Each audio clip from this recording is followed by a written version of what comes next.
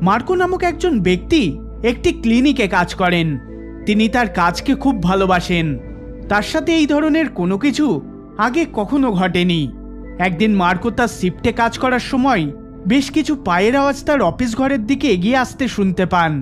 তিনি চেক করার জন্য দেখতে যান, কিন্তু তিনি কাউকেই তার অফিসের বাইরে দেখতে পান না। তাই তিনি তার ফোনে এই আজব ঘটনাটা রেকর্ড করবেন বলে ঠিক করেন। আর তখনই তিনি এই বিজার ঘটনাটা নোটিস করেন। দেখুন।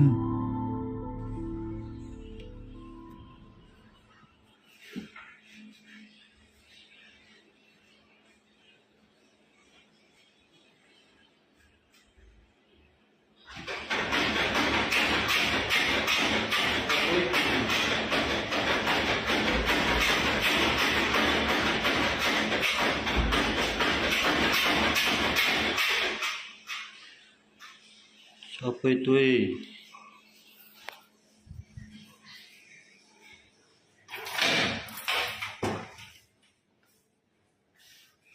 orang balik.